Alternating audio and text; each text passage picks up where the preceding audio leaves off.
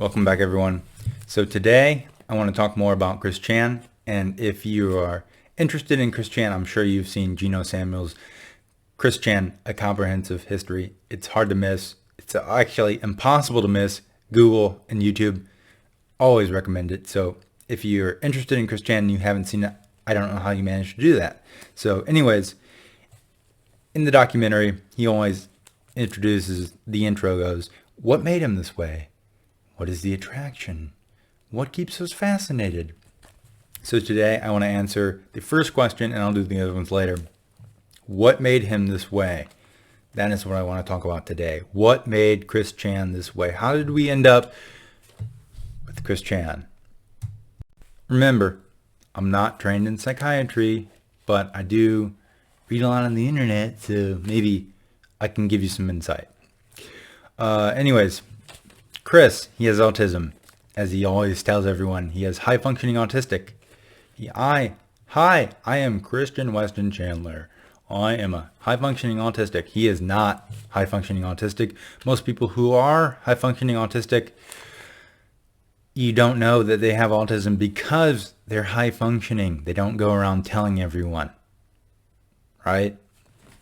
So Chris isn't high-functioning autistic. He is not high-functioning autistic. I wouldn't even call him low-functioning autistic. I wouldn't even call him functioning, really. People function for him, through donations and stuff like that, really, to be honest. So I wouldn't really call him functioning unless you mean functioning as his human body, his heart, his heartbeat is still there, and, his brain is still active in whatever degree it is, not very active, but, well, maybe too active and in a bad way. But anyways, yeah, Chris is not high functioning autistic, but autism, that is a contributing factor of how we ended up with what we have now. And what we have now is Chris, in jail on charges of, incest with his mother. So how did we get there? So let's start with Chris's childhood. I always like to compare Chris's childhood to the Manhattan Project. The Manhattan Project, if you don't know what it is, you slept through, ninth grade history class. World War II, nuclear bombs. That's what we were doing, the U.S. They called it the Manhattan Project. And instead of Robert Oppenheimer, you have Robert Chandler, okay?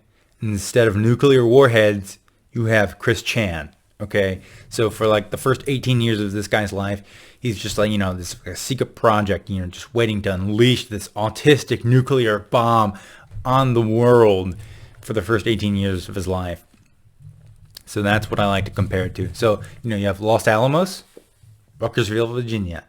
Los Alamos, Ruckersville, Virginia, okay? So I like to compare it to the Manhattan Project. I call it the Autism Project, which is an actual charity that you can donate to. I'll put a link in the description if you want to donate to the Autism Project, okay? But anyways, Chris Chan's childhood, he grew up, and they actually moved, him and his father, they moved from their original home in Ruckersville. They moved to another school district so that he could get the special education that he needed. So right away, Chris was actually getting the help that he needed. And it was going good for a while. It was going good. No parents are ever perfect. Bob definitely gave it a shot. He gave it 100%. Well, I don't know about 100%, but, Bob had his flaws. Internet lumberjack. Yeah, you really feel bad for Bob Chandler, man. He thought it was his second chance to start over a new family that didn't hate him. His other kids won't talk to him. So anyways, they move, it goes okay. Chris says that these were his, the best years of his life, his gal pals throughout high school and stuff like that. So Chris graduates high school, and then that's kind of where you fall off a cliff mentally as far as mental health goes, with Chris Chan. So after high school, his gal pals go away, so he has no social interaction outside of his mom and his dad and the internet. And none of them are good influences over him, okay? Except maybe Bob. Bob's probably the best influence on Chris, but Barb is not. Okay, so Bob Chandler, smart guy engineer, he enrolls Chris in community college, and he tries to get him a degree, and he does end up getting a degree in computer drafting, but obviously that goes to waste, never gets used, or anything like that. So that was pretty much pointless, but it does introduce Chris to the world and the internet, so that actually kind of backfired. So I think Chris would have ended up getting discovered anyways, but yeah, that kind of backfired by him going to college, Mary Lee Walsh and that whole saga. Yeah. So that's where it all started. And Chris was weird pre-internet too. You know, it's not like the trolls ruined him before. He wasn't going to be a completely normal person before. Could he have been a relatively normal person compared to what he is now? Probably. Maybe. I don't know. But anyways, Chris eventually gets discovered by Encyclopedia Dramatica and Kiwi Farms. You know, they see a guy. And I go to that second question. What is the attraction? Okay, what is the attraction? Well, you walk into a mall and you see you walk into a mall and you see a guy, okay? You see a guy holding a sign looking for a boyfriend, free girl, 18 to, you know, whatever age it was that year. So 18 to 21 or whatever. And he's telling everyone he's a high-functioning autistic, and he's wearing this, like, you know, necklace that has a face on it that looks like a deformed cartoon character. You don't know it's Sonichu yet because you don't know who Sonichu is because it's not real. It is now, but you don't know who Sonichu is yet. So you're thinking, what is this deformed cartoon character? It looks like you left plastic outside for too long and it got warped by the sun.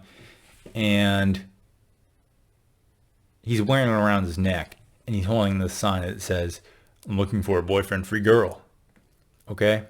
So, you know, that is the attraction. I don't know how anyone could possibly overlook that. If I was at the mall when that happened, I would have sat down, got some McDonald's, maybe went to Auntie Anne's, got a pretzel. I would have sat there for hours and watched that guy. But alas, I live in Ohio. We don't have a Chris Chan in Ohio. We just have LeBron. Anyways, so yeah, that is the attraction. What keeps us fascinated? Let's get to that. What keeps us fascinated? Chris has obviously done some weird stuff. That's how he got noticed in the first place with the sign, you know. But he keeps doing weird stuff, and it keeps getting weirder and weirder and weirder, and the trolls don't help. And obviously the trolls have, you know, coaxed him into doing and saying a lot of weird things. Get everything off my house, about my house, off the internet. You know, stuff like that. And him yelling and screaming, and then, you know, you've had the Idea guys, the Miscreants, Jacob Sockness, Adam Stackhouse, with that Pa Rappa, the competition. That was all ridiculous, you know. And then, you know, he has Facebook and Twitter, and you can interact with Chris pretty much 24/7. If Chris was born in the 1950s, he probably would have had a better life, honestly. Even though autism treatment has come a long way since the 1950s, if Chris was born before the internet existed, he would have been way better off. Anyways, so Chris, you know, he's always active on the internet, you know, always falling for trolls and stuff like that. He just can't see through it for whatever reason. Blanca, Hannah Palo, etc., etc. They're pretending to be his girlfriend. They got him to drive to Cleveland, Ohio. They got him to destroy his Sonichu medallion, you know, shut up his butt, you know, cut a hole in his taint. now the Tom Girl thing, and then you have the Dimensional Merge idea guys. So, what made him this way? I don't know. Combination of things. And then, obviously, this time it got taken too far, the incest thing. And obviously her goal, Isabella, was to have Chris, in his own life. But that's really messed up. So, I don't know. How did he get this way? What is the attraction? What keeps us fascinated? I'm making this video because I feel like there's going to be a spike in searches for Chris Chan September 16th when he has his next court date. So, yeah. Let me look that up right now for you guys. I think Chris Chan's court date is September 16th. Chris Chan court date. September 16th. So Chris Chan's next court date is September 16th. So look out for that.